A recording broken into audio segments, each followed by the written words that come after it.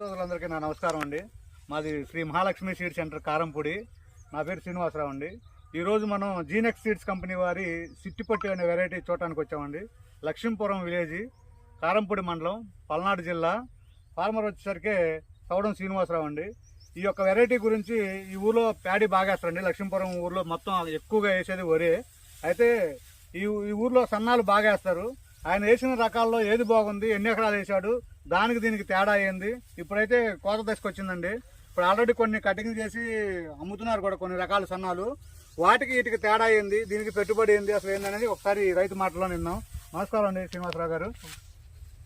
ఒకసారి మీరు సిట్టిపట్టు వేశారు కదా, ఈ వెరైటీ గురించి చెప్పండి.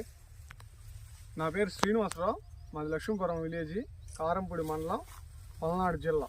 నేను చిట్టిపొట్టు అనే వరి సన్నాల రకాలు వేసాను.